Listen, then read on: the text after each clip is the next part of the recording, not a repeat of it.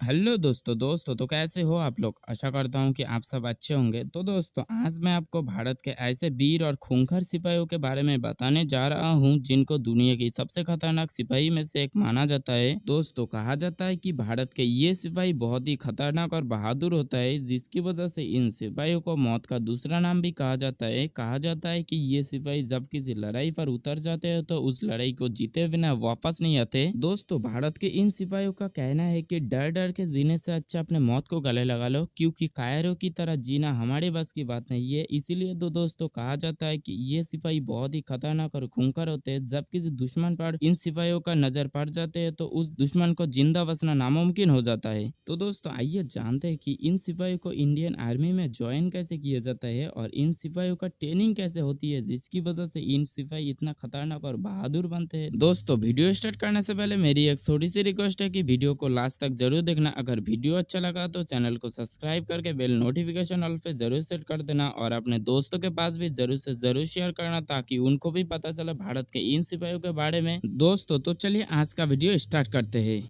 दोस्तों आपको तो पता ही होगा कि दुनिया में जब भी किसी आर्मी की बहादुरी का बात होती है तो उनमें इंडियन आर्मी का नाम सबसे ऊपर रहती है। ऐसे ही हो इंडियन कमांडो तो उसकी कोई बात ही नहीं होता। और दोस्तों आज हम जानेंगे भारत के सबसे खतरनाक और खूंखार सिपाही गोरखा सिपाही, जिनको गोरखा कमांडो भी कहा जाता है। कहा जाता है कि ये कमांडो इतना खतरनाक और बहादुर होता है कि जब किसी मिशन पर ये कमांडो उतर जाते हैं तो उस मिशन को खत्म करे बिना वापस नहीं आते। दोस्तों कहा जाता है कि ये गोरखा सिपाही इतना खतरनाक और बहादुर होता है कि एक बार भारत का पहला फील्ड मार्शल मानिक शाह ने भी इन गोरखा सिपाहियों की बहादुरी देखकर कहा था, अगर कोई आपको कहे कि मुझे मौत से डर नहीं लगता तो मान लेना या तो वो झूठ बोल रहा है या फिर वो गोरखा है। दोस्तों गोरखा बहुत ही खतरनाक और बहादुर होते हैं। तो दोस्तों आइए जानते हैं कि गोरखा सिपाहियों में लड़कों को चयन कैसे किया जाता है और इन गोरखा सिपाहियों की ट्रेनिंग कैसे होती है, जिसकी वजह से इन गोरखा सिपाही बहुत ही खतरनाक और बहादुर बनते हैं। दोस्तों कहा जाता है कि हिमालय की पाददेश में स्थित एक छोटी सी गांव है जिनमें जो भी लोग रहते हैं उनको गढ़वालिस कहा जाता है। कहा जाता है कि इस गांव से ही 80% गोरखा सिपाहियों के लिए लड़कों को चयन किया जाता है और 20% सिपाहियों को इंडिया और नेपाल से लिया जाता है। दोस्तों एक बात मैं क्लियर कर देना चाहता हूँ कि गोरखा एक आदिवासी संप्रदाय है, इसीलिए इंडिया के बहुत सारे राज्य और नेपाल में भी पाए जाते हैं। इसीलिए दोस्तों कोई क्वेश्चन मत करना कि नेपाल से इन गोरखा को लिया जाता है। दोस्तों हिमालय की पाददेश में स्थित जो गांव है उस गांव के बारे में एक इंटरेस्टिंग बात यह है कि उस गांव में जो भी घर है उस घर से एक न एक जवान जरूर गोरखा राइफल्स में है। और दोस्तों आप अगर पहली बार इस गांव में जाते हैं तो आपको देखकर यही लगेगा कि ये लोग इन बच्चों को टॉर्चर कर रहा है, लेकिन दोस्तों सच बात तो ये है कि ये लोग इन बच्चों को ट्रेनिंग दे रहा है ताकि वो बड़ा होकर बहुत ही आसानी से इंडियन डिफेंस में जा सके और अपने गाँव का नाम रोशन कर सके। दोस्तों गोरखा जवानों के बारे में ये सुना जाता है कि गोरखा जवान सब कुछ खा लेते हैं, जैसे सांप बिच्छू। दोस्तों ये बात सच है कि गोरखा जवान सब कुछ खा लेते हैं, लेकिन दोस्तों इन गोरखा जवानों को ये सब कुछ मजबूरी में खाना पड़ता है, क्योंकि इन गोरखा जवानों को बहुत ही खतरनाक मिशन के लिए भेजा जाता है और इस दौरान इन जवानों को कुछ भी खाने के लिए नहीं मिलता है। तो ये गोरखा सिपाही जंगल और पहाड़ी इलाकों से जो भी मिलते हैं वो सब कुछ खा लेते हैं ताकि उनको कमजोरी का महसूस न हो सके और अपने दुश्मन को मार सके।